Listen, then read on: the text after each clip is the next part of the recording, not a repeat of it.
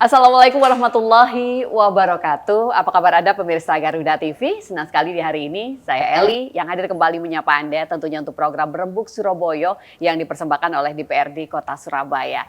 Bulannya pendidikan tentunya kalau sudah mulai masuk di bulan Mei, Juni, Juli begitu ya. Tidak hanya Anda warga begitu kan, warga Kota Surabaya lebih utamanya.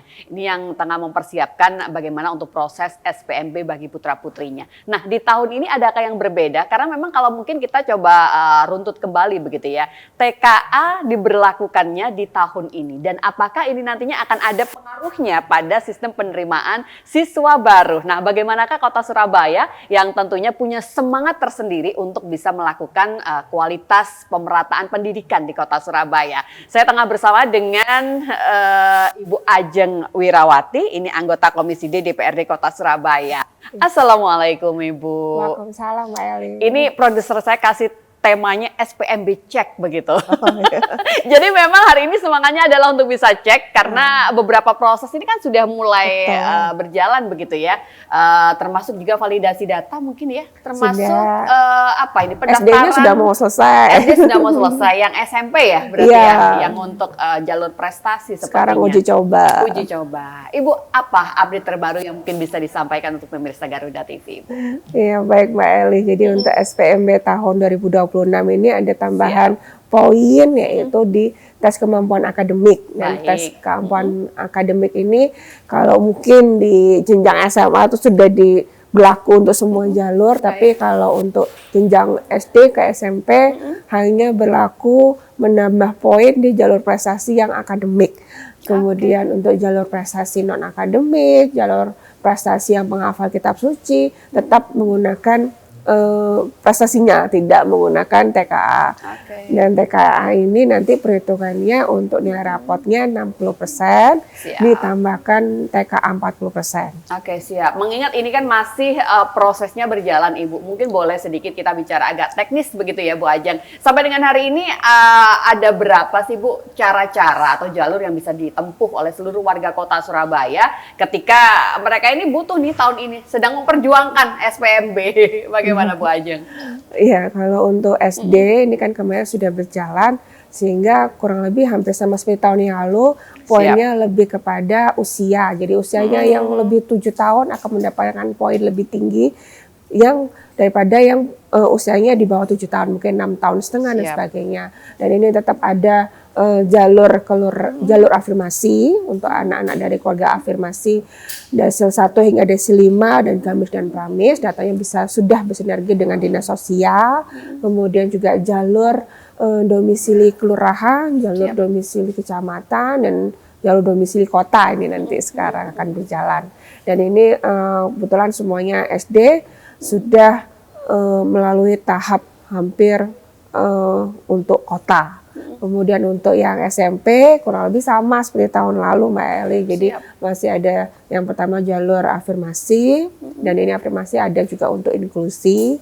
Kemudian ada jalur mutasi untuk para keluarga yang memang ada perpindahan ikutin orang tua. Kemudian ada jalur prestasi dan prestasi ada 3 tahap. 3 prestasi lomba untuk non akademik, prestasi untuk penghafal kitab suci yang memang sudah terdaftar di pemerintah Kota Surabaya. Yang terakhir adalah jalur prestasi akademik, sehingga nanti yang mungkin tidak lolos di jalur prestasi non akademik penghafal kitab suci tetap bisa mencoba ke jalur prestasi yang akademik. Kemudian yang terakhir adalah jalur domisili. Jalur domisili tetap ada 2, yaitu domisili 1 berdasarkan jarak, pure jarak. Nah, jadi boleh melampaui kecamatan ataupun kelurahan. Tapi untuk domisili 2 ini berdasarkan pembagian masing-masing kelurahan. Jadi kan masih ada persebaran yang tidak merata antara satu kecamatan dan kecamatan lain, sehingga nanti akan dibagi per kelurahan sesuai dengan SMP yang ada di situ. Persentase untuk domisili 1 dan juga 2 sama berarti? Berapa persen Bu? Kurang lebih sama Mbak Eli. Jadi untuk domisili kan 40%. Itu bagi 2 berarti? 1, betul.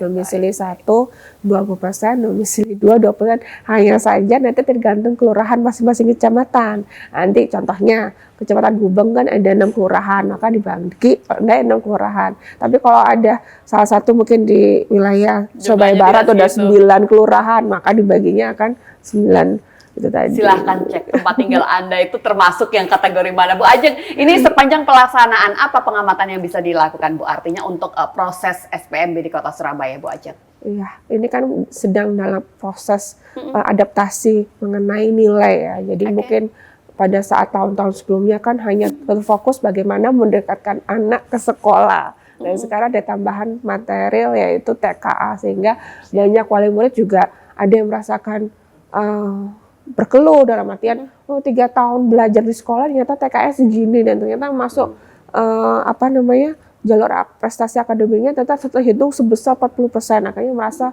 rata-rata akademinya menurun. Ada juga yang malah termotivasi, kalau bisa nanti ke depannya menggunakan TK aja semuanya, sama seperti yang jenjang SMA Jawa Timur. Ini kita juga tetap menghimpun segala masukan wali murid dan juga khususnya para guru dan kepala sekolah ya, supaya memastikan bagaimana kesiapan nanti SPMB di tahun 2027. Apakah memungkinkan itu sebagai penunjang untuk peningkatan kualitas pendidikan di Kota Surabaya. Kalau untuk pelaksanaan teknisnya Bu, artinya untuk pendaftaran yang dilakukan secara online dan sebagainya, ini untuk Kota Surabaya ada catatan tersendiri kah sampai dengan hari ini Bu Ajeng? Iya, jadi untuk teknis untuk pendaftaran online ya, jadi kurang lebih online itu sudah lama, sudah kurang lebih 7 tahun yang lalu, dan kita juga memastikan tidak ada kendala dari server, jadi supaya jam-jam sibuk ini bisa-bisa dijauhi oleh para wali murid. Kita juga selalu memberikan sosialisasi bahwa waktu pendaftaran itu beberapa penting juga masuk dalam penambahan poin, sehingga harapannya pada saat online, pada saat jam 00.01 gitu ya, itu harus segera mendaftarkan, dan itu tidak mengurangi apapun, bahkan menambahkan poin untuk mendaftarkan. Oke, baik. Mungkin kalau boleh mewakili suara masyarakat Kota Surabaya, para orang tua yang tengah memperjuangkan SPMB bagi putra-putrinya. Ini kan mungkin yang sering dikeluhkan Bu Ajeng itu lebih pada jumlah, jadi kebutuhan mereka begitu ya, jumlah anak yang akan masuk dengan ketersediaan sekolah negeri yang mungkin masih belum sebanding, setara begitu kan. Tapi adakah sebenarnya problem lain yang lebih krusial, artinya untuk berkaitan dengan SPMB ini Bu Ajeng, selain masalah ketersediaan itu tadi? Iya, jadi untuk ketersediaan daya tampung untuk negeri memang tahun ini tidak ada pertambahan. Kita sudah melakukan perencanaan, penganggaran untuk bahkan pembangunan 3 SMP, hanya saja sampai tahun ini masih belum dapat terakses oleh SPMB. Hanya saja mungkin penambahannya ada di Sekolah Rakyat Provinsi Jatim ya, dan memang itu hanya berfokus untuk Desil 1 hingga Desil 2, sehingga nanti ke depannya ini harapannya benar-benar bisa menambahkan daya tampung, karena memang SD dan SMP negeri ini adalah salah satu bantuan pendidikan dari pemerintah Kota Surabaya yang benar-benar tidak ada pembiayaan SPP ataupun pungli dan sebagainya, sehingga nanti harapannya benar-benar tercapai secara RPJMD 10 SMP baru dan juga 4 SD baru yang akan dibangun di Kota Surabaya. Pengamatan Bu Ajeng, problem klasiknya itu apa sih Bu? Karena kalau sudah selesai proses SPMB itu kan pasti meninggalkan kesan-kesan yang tersendiri begitu ya. Ada yang merasa kecewa karena tidak tertampung, termasuk juga problem-problem lainnya.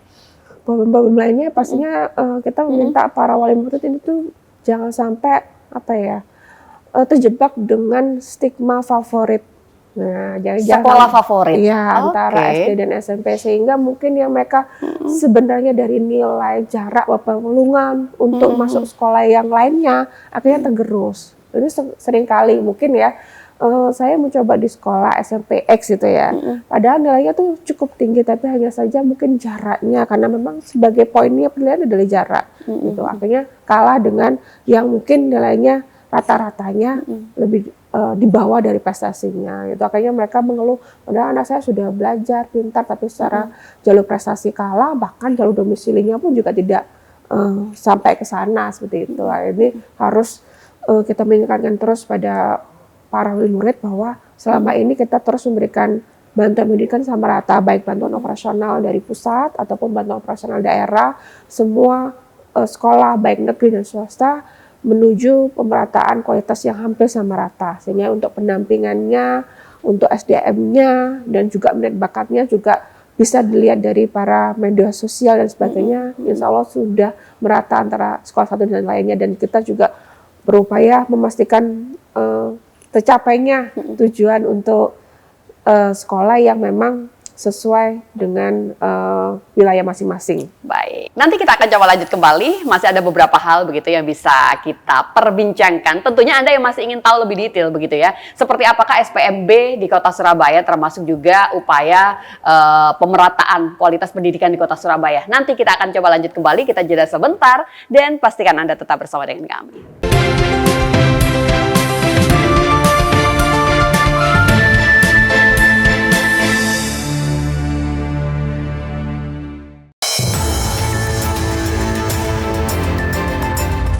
Yang pertama dan paling hangat, informasi yang menemani Anda memulai ragam aktivitas. Yang ada di daerah, karena intensitas hujannya masih bagus, maka petani itu begitu panen, dia pengen segera nanam, mumpul hujannya masih. Jadikan pagi Anda lebih berarti dengan kabar terkini. Laporan 8 pagi setiap hari pukul 6 pagi.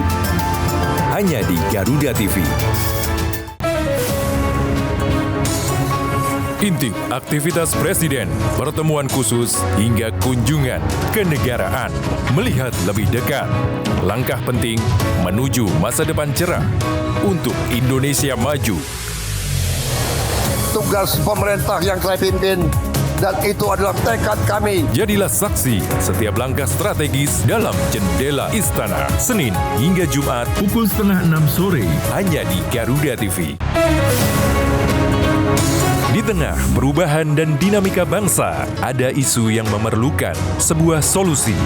Dan menjadikan Indonesia ini sebagai aktor dalam perubahan global yang sedang terjadi. Bukan hanya penegakan hukum terhadap penyalahgunaan narkoba, tapi juga ada pencegahan. Bersama narasumber terpercaya, mengulas topik terkini untuk negeri. Indonesia Kita, Senin hingga Jumat pukul 7 malam, hanya di Garuda TV. Dalam setiap langkah besar bangsa, selalu ada sosok yang menentukan arahnya. Bersama tokoh berpengaruh di negeri ini. Keadilan ingin sama-sama bagaimana membuat negeri ini bersih. Sekarang sudah tumbuh 13%, jadi saya lihat oke. Menunjukkan adanya sebuah lembaga peradilan yang bermartabat. Let's go back to basic. Orang penting, setiap Jumat pukul 9 malam, hanya di Garuda TV. Mengungkap kasus kriminal terkini di seluruh penjuru tanah air. Ulasan tajam tanpa ampun bersama para aparat. Tahu beratnya itu 267,5 gram. Kita rupiahkan mungkin sekitar kurang lebih 700 juta. Tak ada tempat untuk lengah. Informasi penting yang membuat Anda lebih waspada. Kriminal Plus 62, Senin hingga Jumat pukul 4:30 sore. Hanya di Garuda TV. Setiap daerah punya daya tarik sendiri.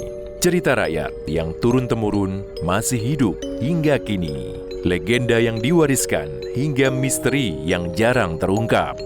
Jika mereka begitu kuat, mengapa hari ini yang tersisa hanyalah reruntuhan? Saksikan Misteri Hidup setiap Sabtu pukul 10 pagi. Hanya di Garuda TV. Ekonomi terus bergerak cepat dan setiap perubahan membawa dampak besar. Kami hadir dengan update terkini seputar keuangan, perdagangan, investasi, hingga sektor strategis lainnya. Kita harus dorong ke E untuk bensin, etanol, E20. Itu adalah bagian salah satu strategi. Jangan lewatkan Ekonomi 8, Senin hingga Jumat pukul 9 pagi, hanya di Garuda TV.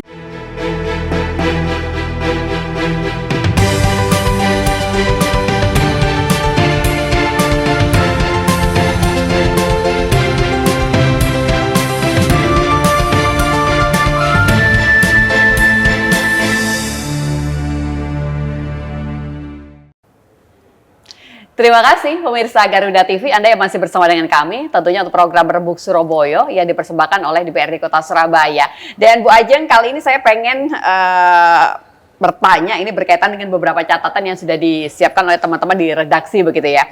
Komisi D ini disebut sempat menyoroti masalah sinkronisasi data kependudukan. Jadi banyak warga Surabaya yang secara real itu mungkin pindah rumah, Bu Ajeng. Pindah rumah itu artinya domisili juga berbeda ya, tapi belum sempat update KK. Bagaimana DPRD ini coba mendesak Dispendik dan juga Dispenduk Capil untuk bisa mengatasi beberapa permasalahan administrasi yang seperti ini, Ibu? Iya, Mbak Eli. Jadi memang warga Kota Surabaya kan bermacam-macam jenis kebutuhannya, sehingga banyak sekali kendalanya tuh masyarakatnya berpindah-pindah seperti itu, nomaden. Padahal kami menyebutnya seperti itu, tapi memang kondisi kita kan sebagai kota besar yang mungkin hanya memungkinkan warga tuh berkontrak ke satu dan ke tempat lain, sehingga harus sistem dari SPM ini harus bisa memudahkan anak-anak ini tidak putus sekolah hanya karena masalah administrasi seperti itu. Akhirnya kita juga meminta dari Dispenduk Capil memastikan untuk kemudahan akses untuk anak-anak yang memang sudah bertempat tinggal sana itu cukup lama, kemudian juga bagaimana teknis untuk peraturannya menyewa atau apakah bisa mendapatkan KK, karena memang domisili ini harus berdasarkan KK, tidak boleh dari surat keterangan domisili. Jadi surat keterangan domisili hanya bisa untuk mendampingi untuk mutasi orang tua seperti itu. Dan untuk para warga sekalian supaya tidak perlu khawatir karena banyak sekali yang mungkin celah ya mungkin yang dimanfaatkan oleh wali murid lainnya. Bagaimana supaya nanti memudahkan anaknya masuk sekolah yang diimpi-impikan, ya kita berpindah kontrak aja, menyewa satu dan Malaya ataupun membeli rumah gitu supaya nanti anaknya lebih mudah diterima di sana, karena memang masuk di SMP ataupun SD kan gratis.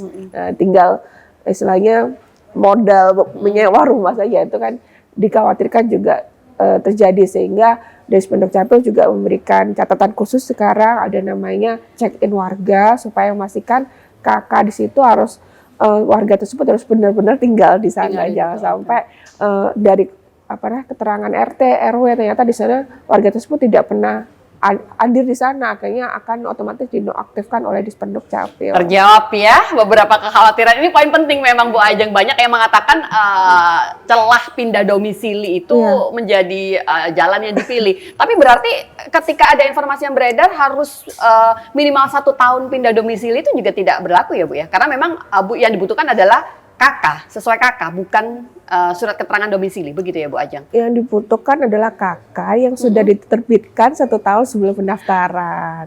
Makin lengkap deh kalau seperti itu. Baik Ibu, ini masih berkaitan dengan SPMB di Kota Surabaya. Mungkin ada beberapa dorongan yang tengah dikaji Bu dari Komisi D untuk bisa lebih memperbaiki, lebih melayani lebih baik, dan juga lebih memberikan akses yang merata pada anak-anak di Kota Surabaya akan pendidikan, Ibu.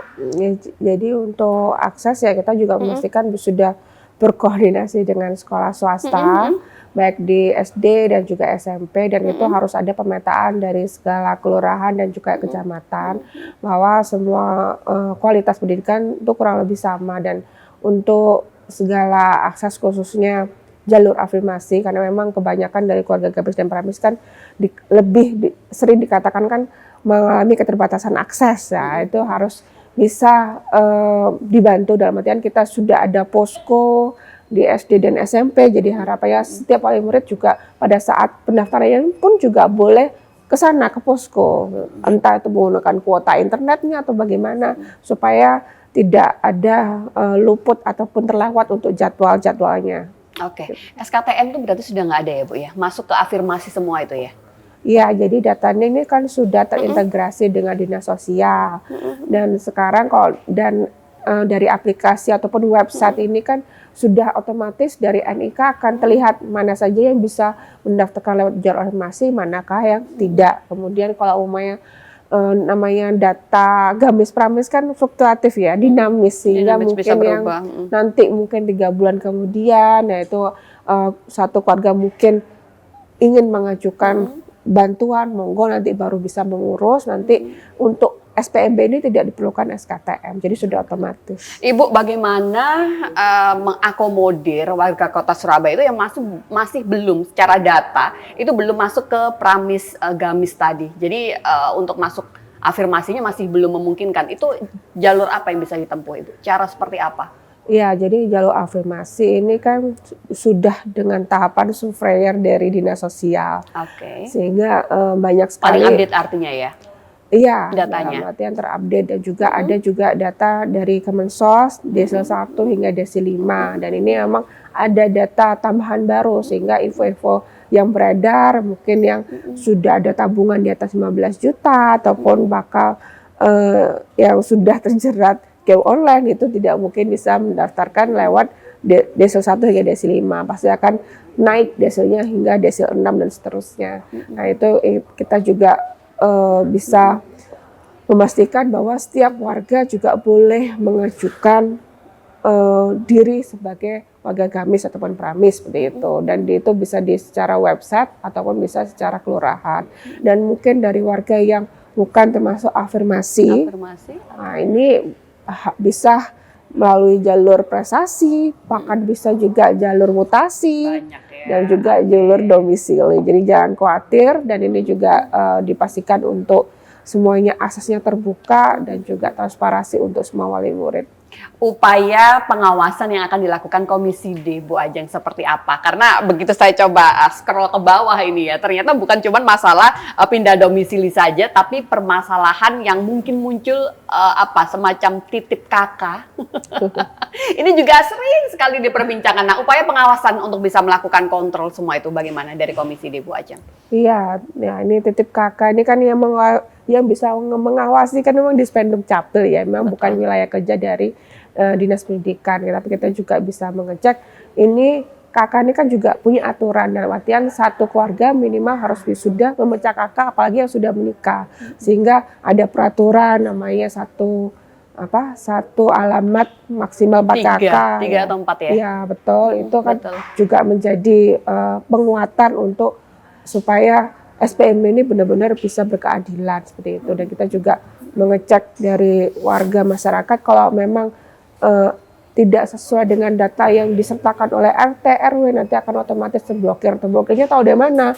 Maka bisa dilihat dari mungkin pengecekan BPJS-nya tidak aktif ataupun pada saat ingin melakukan aktivitas mungkin perizinan dan sebagainya itu NIK-nya tidak ditemukan. Nanti akan otomatis orang tersebut harus bisa melakukan klarifikasi ke kelurahan setempat. Dan kita juga kalau memang ada terbukti yang disampaikan oleh Mbak Eli tadi ya, kakaknya hanya titip aja untuk masuk dan itu kakaknya banyak, itu juga pastinya akan mendapatkan pengawasan khusus dari Inspektorat dan juga Dinas Pendidikan.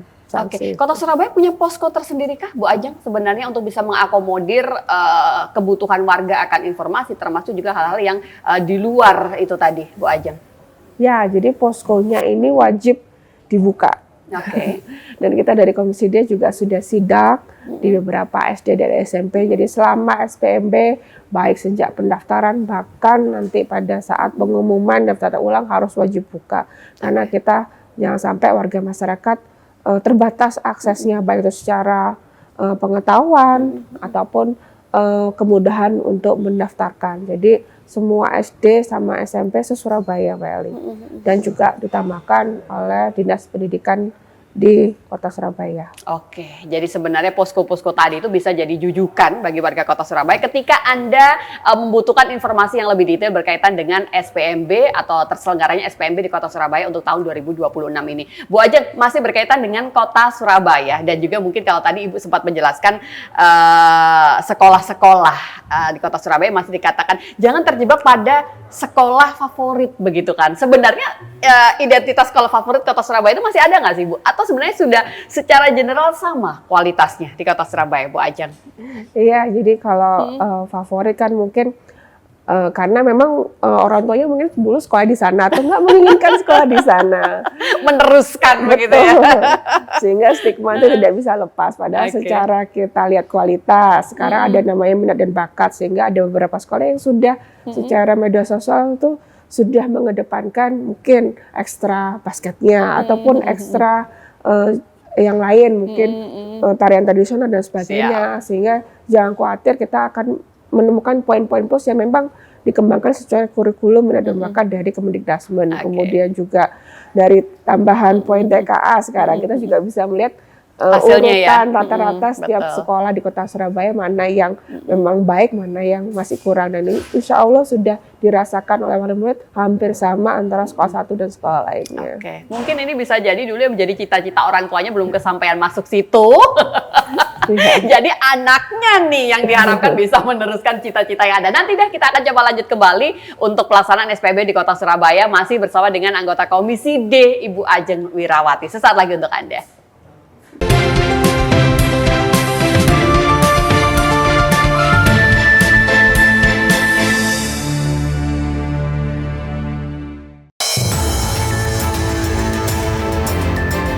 Perkembangan informasi paling aktual. Anak kecil teriak-teriak kebakaran, saya tengok terusan pintunya. Peristiwa yang terjadi setiap saat disajikan untuk Anda. Lingkungan hidup ini, maka saya yakin dan aparat di Kementerian Lingkungan Hidup akan bisa. Laporan 8 siang, setiap hari pukul 12 siang, hanya di Garuda TV. Dari darat, laut, hingga udara, inilah pasukan khusus yang siap melaksanakan misi paling berbahaya.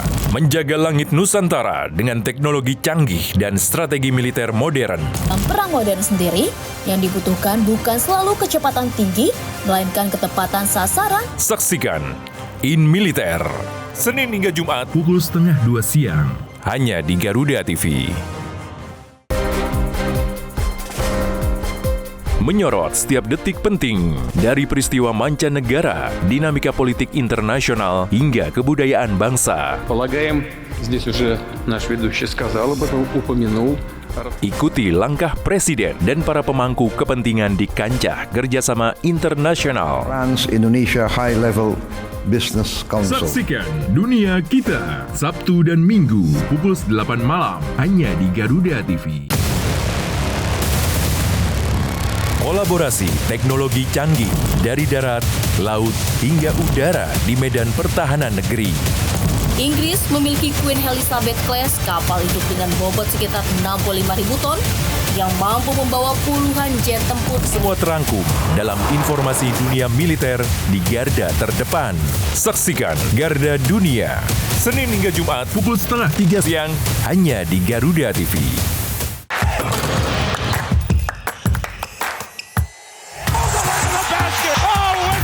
Hey Basket Mania, saatnya ngobrolin segala hal tentang dunia bola basket. Mengulas pertandingan terbaru, highlight pemain panas, fun facts, sampai tren dan drama di lapangan. Jangan lewatkan Hoops Vibes, Sabtu dan Minggu, pukul 2 siang, hanya di Garuda TV. Intip lebih dekat aktivitas Presiden dari agenda kenegaraan, pertemuan strategis, hingga momen-momen penting di balik istana. Bahwa rakyat kita ingin melihat bukti.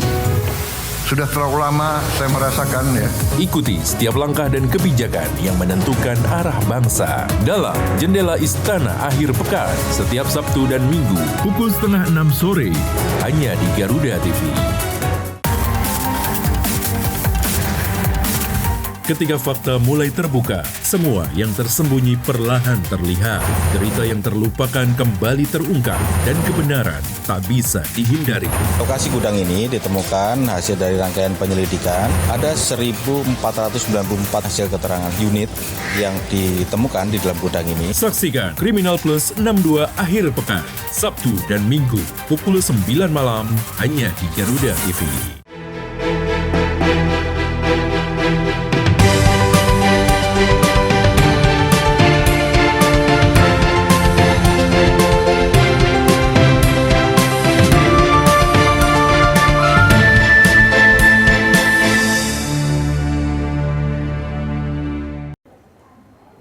Ketika kita berbicara upaya pemerataan pendidikan di Kota Surabaya. Ini kalau tadi Ibu Ajeng sudah menyebutkan memang ya, ada banyak upaya yang sudah dilakukan tentunya untuk bisa mendorong langkah-langkah tadi. Tapi Bu Ajeng bicara soal standar kualitas begitu kan. Sebenarnya stigma favorit itu memang akan tergeser dengan sendirinya ketika memang fasilitas yang dihadirkan di sekolah-sekolah di Kota Surabaya itu memang sudah merata. Faktanya bagaimana Bu Ajeng? Iya. Fasilitasnya? Fasilitasnya kita melihat dari bantuan operasional ya. Siap. Bantuan operasional untuk dari Kementerian Pendidikan dan juga bahkan dari pemerintah Kota Surabaya itu sebenarnya sudah merata setiap tahunnya. Sehingga kita juga mengawasi bagaimana semuanya dari perencanaan pelanggaran, bahkan juga dari penyerapan anggarannya setiap akhir tahun harusnya bisa dimanfaatkan baik oleh setiap masing-masing sekolah seperti itu, sehingga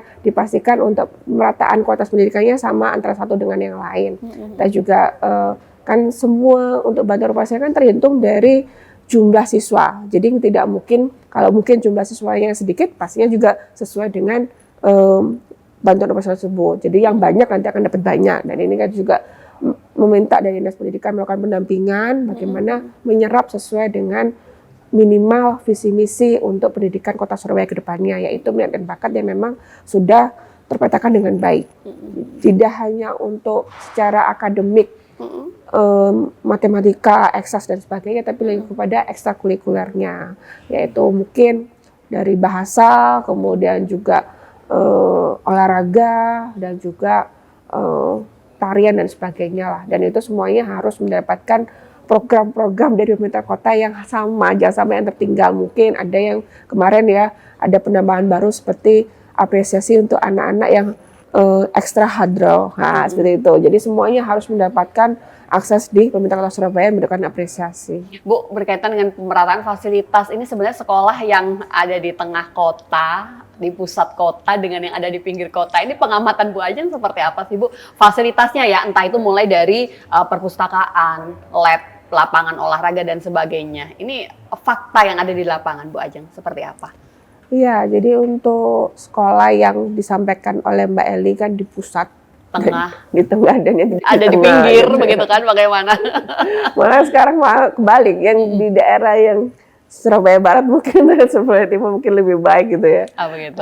Jadi sekarang memang dilihatnya karena fasilitas pemerintah Kota Surabaya kan berbagai macam. Kita tidak boleh hanya dari satu sumber atau dari APBD Kota Surabaya, kita juga boleh membuka untuk para wali murid untuk mendukung ataupun bahkan wilayah sekitarnya untuk mendukung peningkatan pendidikan, sehingga perlu juga adanya inovasi masing-masing sekolah dan juga bahkan wali muridnya untuk meningkatkan pendidikan di sekitar itu. Jangan sampai nanti mungkin ya, kenapa di sekolah X ini bagus baik, ternyata semua wali murid di sana melakukan dukungan, entah itu dalam bentuknya acara event dan sebagainya, karena kan mengikuti perlombaan, mengikuti acara kan tidak mungkin hanya mengantarkan anak saja, mungkin ada yang membuka wira swasta di sana, ikut dagang dan sebagainya. Nah, ini harus ada keterlibatan antara pihak wali murid dan juga lingkungan sekitarnya, dukungan. Oke, baik. Selain fasilitas, standarisasi guru bagaimana Bu Ajeng? Ini juga termasuk salah satu langkah untuk bisa melakukan pemerataan juga ya di semua sekolah di Kota Surabaya, Bu Ajeng. Iya, jadi guru ini kan kita setiap tahunnya sudah meminta formasi guru ini ditingkatkan, dalam artian itu karena memang setiap tahunnya ada yang pensiun, kurang lebih takutnya ada yang meninggal, sehingga kebutuhan guru ini harus terpenuhi seperti itu. Dan kita berkaca dari tahun yang lalu, kita selalu mendapatkan formasi yang memang kurang dibandingkan yang sudah kita ajukan. Ya, contohnya kita sudah ada kebutuhan guru 1.800, sampai ternyata yang boleh diformasikan untuk kita menyerap yaitu 1.300, sehingga 600-nya bagaimana? Akhirnya yang rugi sendiri adalah para murid itu sendiri, dan itu akan juga takutnya akan merugikan para kualitas pendidikan ke depannya seperti itu. Sehingga kita juga tetap meminta pendidikan Kota Surabaya juga membuka inovasi ya, bahkan kemarin dari Pak Wali juga memperbolehkan untuk anak-anak magang mendampingi di sekolah-sekolah yang ada di SD dan juga SMP untuk membantu mengawasi dan juga mendidik anak-anak selama di sana. Dan juga kita juga ada namanya sekolah inklusi, kita juga mendukung anak-anak inklusi juga bisa bersekolah baik di SD, di SMP Kota Surabaya. Kita juga meminta untuk pemenuhan guru pendamping khusus di Kota Surabaya. Oke, memang. Jadi kalau berkaitan dengan standarisasi, mungkin kita boleh berkaca juga pada anggaran yang ada, Bu Ajeng. Sebenarnya dengan anggaran yang sudah sangat luar biasa, Kota Surabaya fokus pada pendidikan itu tadi, itu seperti apa penilaian yang bisa dilakukan? Apakah memang sudah sesuai dengan target yang ada, Ibu, dengan anggaran yang sudah dikucurkan untuk pendidikan di Kota Surabaya, Bu Ajeng? Iya, jadi untuk anggaran pendidikan kita harus mengikuti aturan undang-undang ya, harus di atas 20% dari APBD. Dan untuk 20% ini kita tidak hanya bersumber dari Dinas Pendidikan, tapi juga beberapa dinas lainnya. Contohnya tadi disampaikan oleh Mbak Eli, ada juga bantuan pendidikan di SMA, ada yang di bidang kasih kesra, ada juga di bidang Disput Porapar itu yang mengenai beasiswa, mungkin di bidang-bidang lainnya. Dan ini juga kita memastikan salah satunya di kesejahteraan para tenaga pendidik, kita juga memasukkan poin di sana, sehingga kita tidak boleh bertolak ataupun tidak sesuai dengan peraturan di atasnya, sehingga kita ada insya Allah di Kota Surabaya untuk gurunya sudah di atas UMK, UMK itu. Dan untuk yang sekolah swasta kita juga meminta adanya bantuan dari pihak pemerintah Kota Surabaya untuk menambah kesejahteraan para tenaga pendidik yang memang di tempat kerjanya tuh sulit untuk menyampai UMK seperti itu. Dan memang kendalanya itu para tenaga pendidik mungkin sekarang ada aturan yang kemarin ya harus sesuai dengan klasifikasinya. Mungkin yang guru sosiologi mungkin harus lulusan S1 sosiologi dan sebagainya. Itu kan menjadi kendala, dan kita juga membuka akses ya, tidak hanya pemenuhan penambahan untuk kesejahteraan guru-guru swasta, tapi juga penambahan untuk beasiswa pendidikan para guru-guru seperti itu, supaya nanti yang mungkin sudah mengajar tapi tidak linear itu dibantu untuk beasiswanya. Bu Ajeng, mumpung sudah geser ke sekolah swasta, sebenarnya bentuk intervensi yang sudah dilakukan oleh pemerintah Kota Surabaya pada sekolah-sekolah swasta ini dalam bentuk apa saja sih, Bu? Ya, selain Popda ya, jadi ya bantuan operasional dan juga memberikan bantuan untuk para tenaga pendidik yang memang dari hasil klarifikasinya tuh mendapatkan di bawah UMK. Dan walaupun tersebut sudah melaksanakan literasi pendidikan, itu juga memberikan bantuan supaya nanti kesejahteraan pendidikannya tidak ada ketimpangan dengan guru-guru yang negeri sekolah seperti negeri itu. Ya. Baik, ini nyambung sekali nih pertanyaan berikutnya. Jadi daya tampung sekolah negeri itu kan tentunya terbatas ya, Bu ya. Sedangkan lulusan SD atau juga SMP yang akan terus bertambah. Bagaimana komitmen dan juga jaminan dari DPRD ini agar anak-anak yang mungkin masih belum tertampung, terlempar dalam tanda kutip di jalur SPMB negeri, ini bisa tetap mendapat jaminan biaya yang mungkin sesuai dengan kemampuan mereka di sekolah swasta tentunya. Iya, Mbak Eli. Jadi ini stigma terlempar nih jangan sampai kembali lagi, Mbak Eli. Mungkin zaman kita dulu kan terlempar gitu karena kurang nilai. Kalau sekarang sudah enggak ya, karena bentuk intervensinya sudah banyak begitu. Jangan sampai nanti kedepannya mungkin TKA menjadi prioritas, nanti jangan sampai stigma zaman kita dulu itu SMP negeri itu pilihan, ya SMP swasta itu bukan gitu kan. Kita sudah memberikan bantuan yang sama, mungkin bantuan operasional, bantuan pendampingan juga sudah sesuai sama, sehingga kita juga bahkan untuk keterbukaan akses untuk mendapatkan apresiasi, penghargaan, segala ekstra juga kita terbuka baik di negeri dan swasta seperti itu. Sehingga untuk wali muridnya yang mungkin memang terkendala tidak masuk di negeri, masuk ke swasta, jangan khawatir karena memang di situ bisa memilih minat dan bakat sesuai dengan hobi masing-masing seperti itu. Dan kita juga melihat dari para wali murid ya memang wali muridnya dibantu nanti memang untuk dikhususkan untuk gamis dan pramis. Dan untuk yang bukan gamis dan pramis di hasil 6 dan selebihnya wajib pasti membayar SPP seperti itu. Dan harapannya nanti benar-benar tidak mempersulit keduanya, dalam artian SPP ini kan memang sebagai penunjang kesejahteraan para guru. Jadi kita juga mengingatkan para kepala sekolah dan sekolah-sekolah swasta tetap membenahi dan menambahkan ekstrakurikuler sesuai dengan minat dan bakat anak-anaknya supaya menambah nilai plus, baik itu mungkin dari karakter, akhlak ataupun keahlian lainnya. Oke, baik. Kita harus jeda kembali Bu Ajeng, dan pastikan Anda tetap bersama dengan kami, pemirsa, tentunya untuk program Rembuk Surabaya yang dipersembahkan oleh DPRD Kota Surabaya. Sesaat lagi untuk Anda.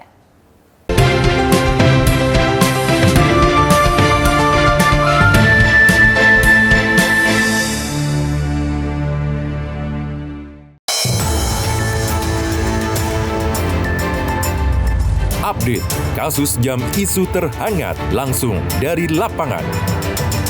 Nation Meeting, Co-Chairs Coordination Meeting, serta ASEAN European Union Senior Officials Preparatory Meeting. Dan saat ini tim Polsek Labatuh masih melakukan penyelidikan. Ikuti setiap perkembangan di Laporan 8 petang.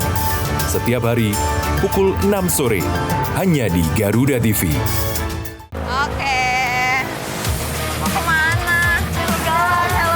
Di balik ramainya jalan raya, ada garda terdepan yang siaga menjaga, memberi edukasi, mengarahkan pengguna jalan, dan menjadi pelindung keselamatan. Ini pelatihan di belakang nggak ada, kenapa kok nggak ada? Buru-buru boleh, tapi utamain keselamatan. Ini nggak melindungi kepala kamu ya, helm yang melindungi kepala. Saksikan Garda Jalan Raya setiap hari, pukul 8:30 malam, hanya di Garuda TV.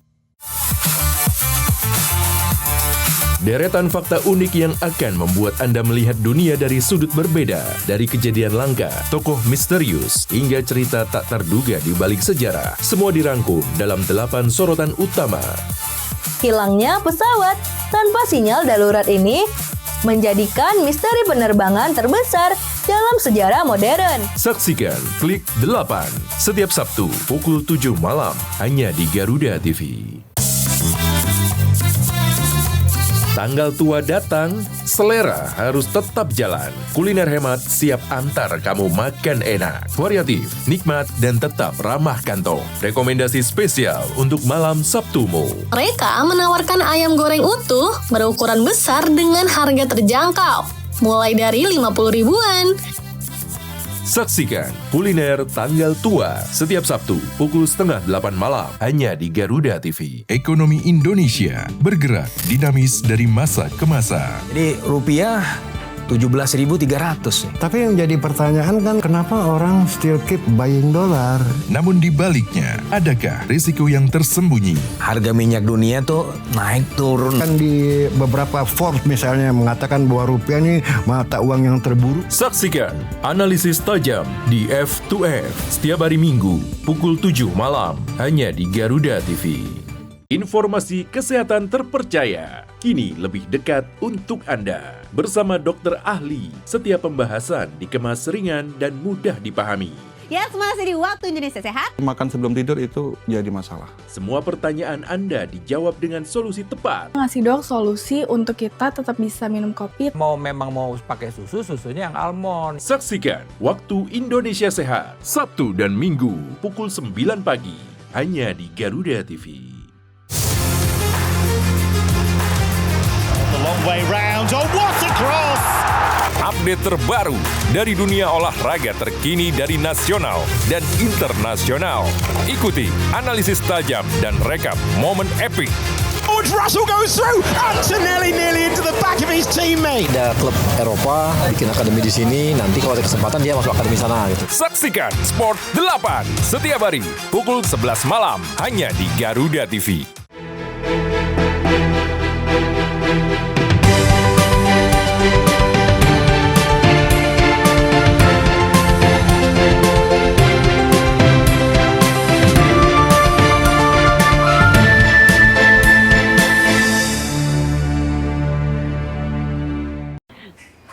Bagaimana? Masih berkaitan dengan SPMB, tapi di segmen ini saya ingin sedikit memperlebar karena memang biasanya kalau ada di jeda waktu tersendiri begitu ya, saat reses lebih tepatnya, bertemu langsung dengan masyarakat. Ini tentunya menjadi salah satu ruang diskusi tersendiri bagi anggota DPRD Kota Surabaya untuk bisa berbincang, mendengarkan begitu kan. Apa saja yang menjadi keluhan dari warga Kota Surabaya? Tidak hanya yang berkaitan dengan SPMB tentunya. Nah, kali ini kita ingin mendapatkan update dari Ibu Ajeng Wirawati berkaitan dengan di masa reses kemarin, Ibu, yang terakhir apa ini mungkin yang sempat sudah tercatat keluhan warga Kota Surabaya, Bu Ajeng?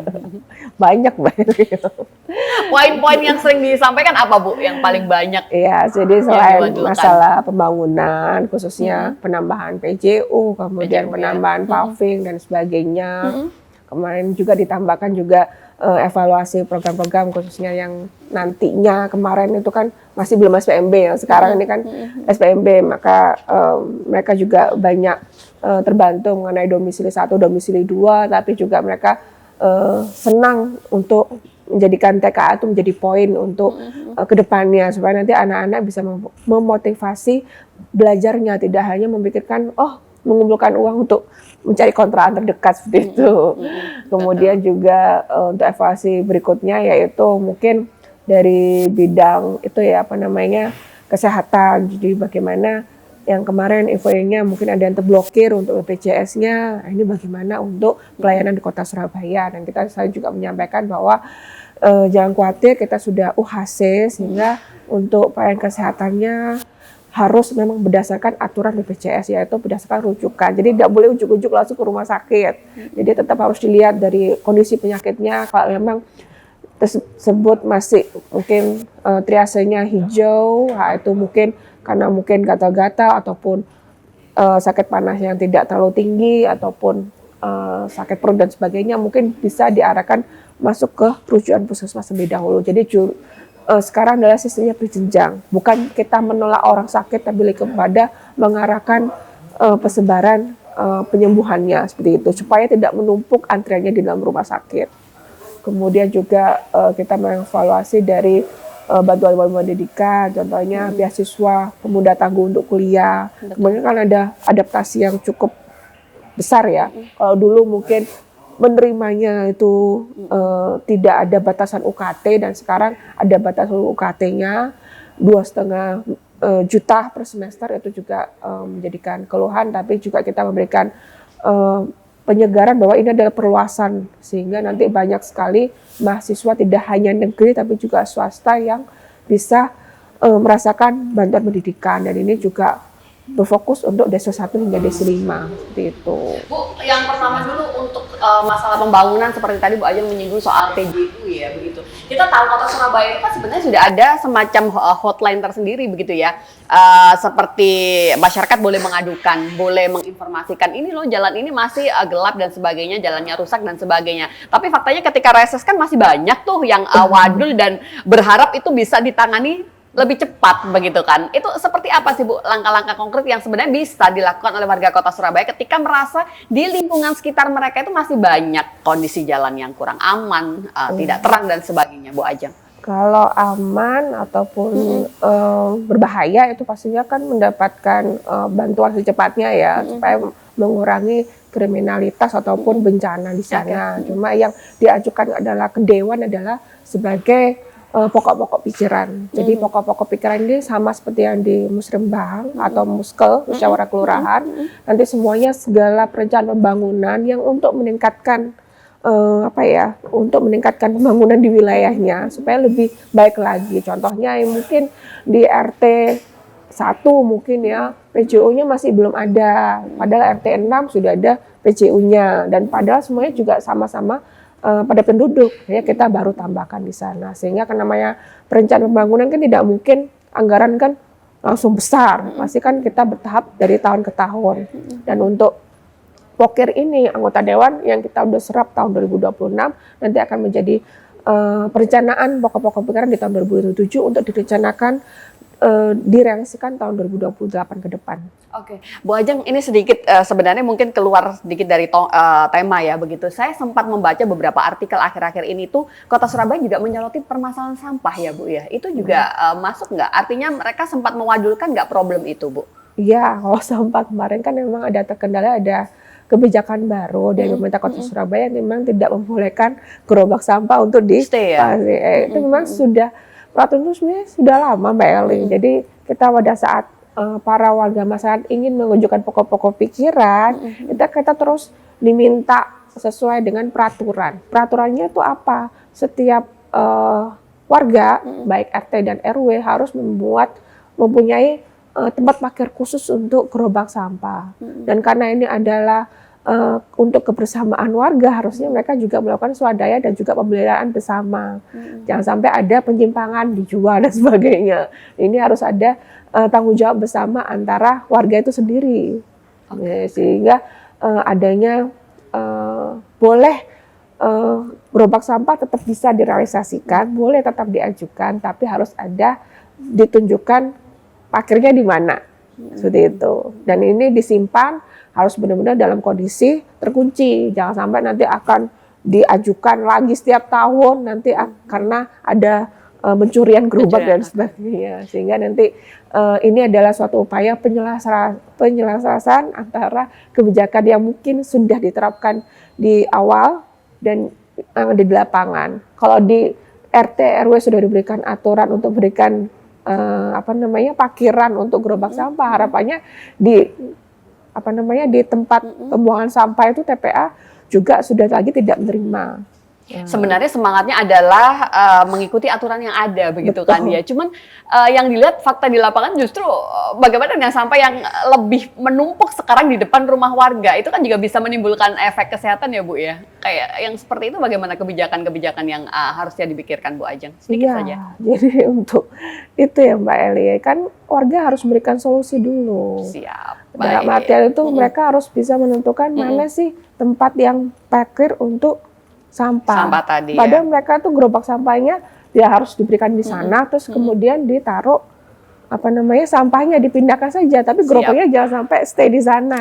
Seperti itu. Jadi memang harus duduk bersama itu tadi ya. Dan para petugas sampahnya ini harus bisa diinfokan seperti itu. Karena petugas sampah ini kan berdasarkan swadaya masyarakat ya.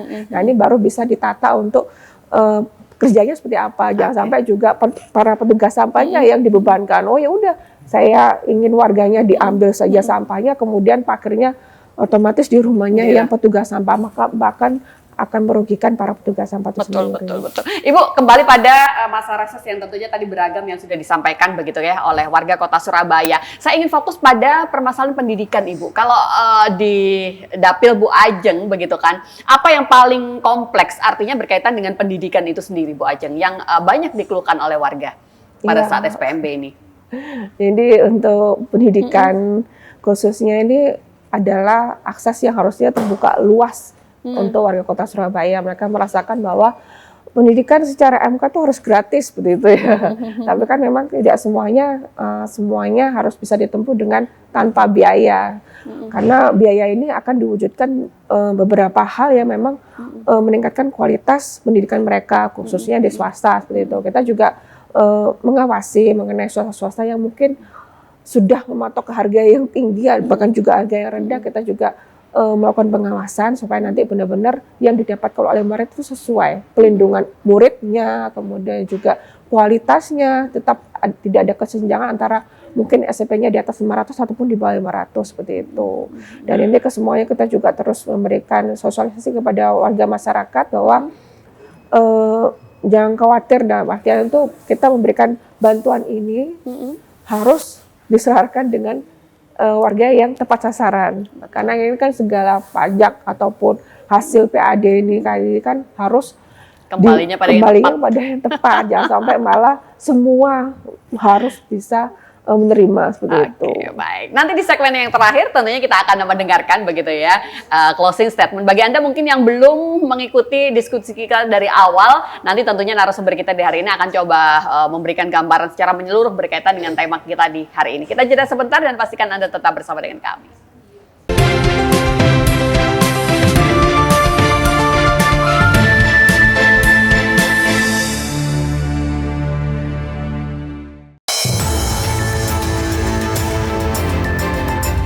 Berbagai peristiwa penting terjadi sepanjang hari. Doakan semoga para korban bisa segera kita bawa ke rumah sakit. Berita faktual dan mendalam yang menjadi sorotan kami rangkum untuk menutup aktivitas Anda. Terus bertambah, tapi kita doakan semoga proses evakuasi bisa dapat selesai. Saksikan laporan 8 malam setiap hari pukul 10 malam hanya di Garuda TV.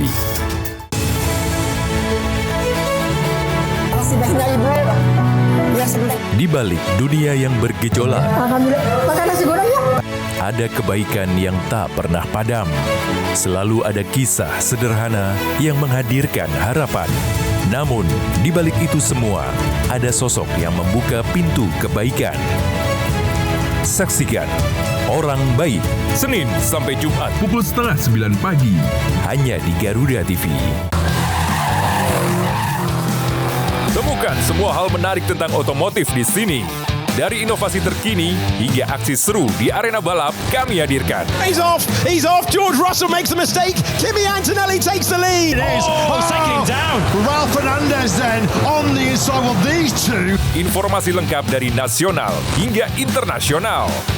Saksikan Otomotime setiap hari Sabtu dan Minggu pukul 1:30 siang hanya di Garuda TV. Rangkaian informasi terkini dan mendalam, mengupas peran strategi dan peran penting para pengambil kebijakan. Ini seluruh SPPG khususnya di Magetan membeli langsung ke peternak. Menghadirkan fakta, bukan wacana, dalam Kabinet Merah Putih. Senin sampai Jumat pukul 4 sore, hanya di Garuda TV.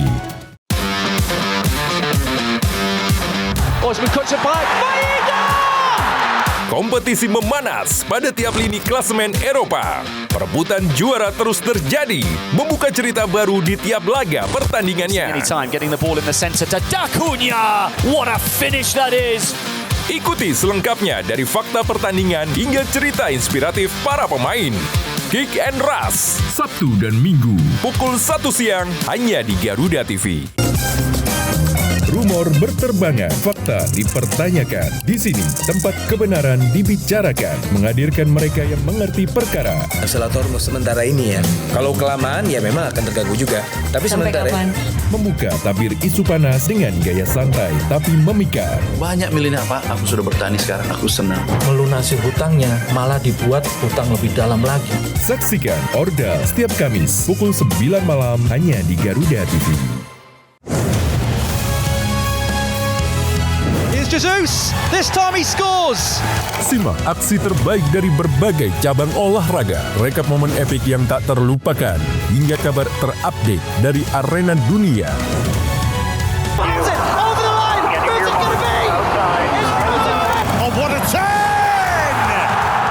Saksikan Sport 8 Update Senin sampai Jumat pukul 2 siang hanya di Garuda TV.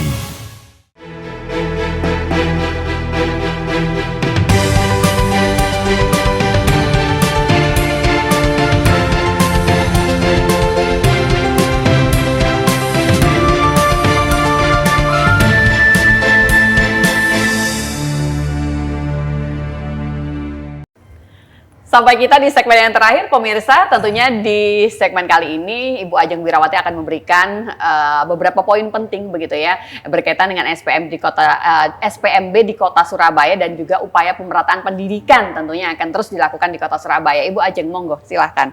Iya, jadi kepada para wali murid yang mungkin tahun ini sedang dalam tahap SPMB untuk para muridnya, jangan khawatir, kita tetap terus mengawasi adanya pemerataan pendidikan sehingga untuk peluang para putra-putrinya harus dihitung betul dari sisi jarak khususnya, kemudian kalau TKA yaitu 60% dari rapot dan 40% dari TKA itu tadi, kemudian juga dari sistem pendaftarannya pun juga jangan sampai terlewat, dalam artian jadwalnya tetap harus dipantau, waktu pendaftarannya juga pada saat tengah malam pun juga 100% online juga tetap bisa dapat terakses. Dan ini tetap ada posko baik di SD dan SMP tetap terbuka sehingga apapun permasalahan, baik itu permasalahan pointer yang mungkin belum terbaca ataupun TKA yang tidak sesuai dengan yang dikirimkan oleh pihak sekolah ataupun akses-aksesnya monggo langsung disampaikan ke posko-posko yang terdekat baik di SD dan SMP sesuai kelurahan masing-masing. Baik, terima kasih sekali untuk apa yang disampaikan. Semoga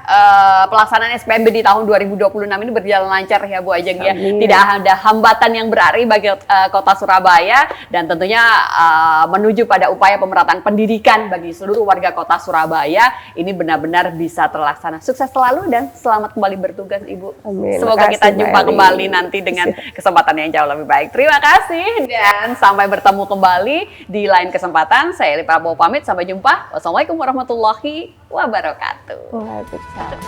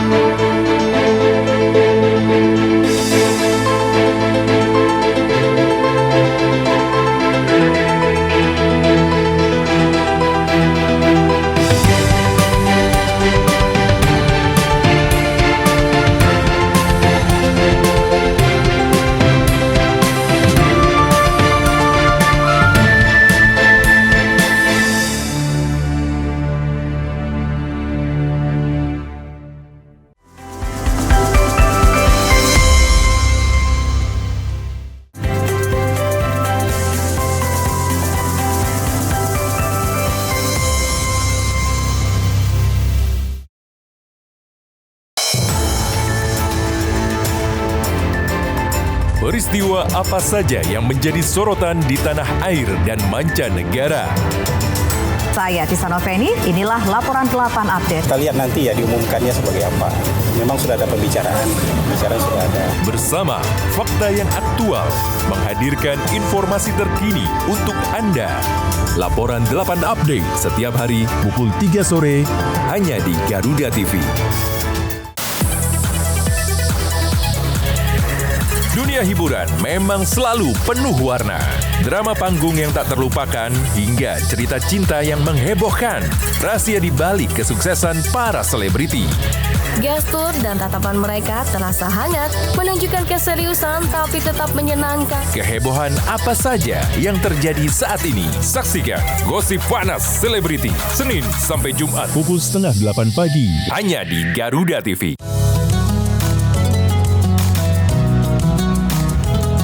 Melalui konsep dakwah santai dan edukatif, mengajak pemirsa memahami ajaran Islam melalui pendekatan ringan dan penuh kehangatan. Kita sudah doakan, gitu. Tapi belum datang juga hidayahnya. Bangun. Pak, nggak takut apa neraka? Saksikan Harmoni Indonesia setiap hari pukul 5 pagi hanya di Garuda TV.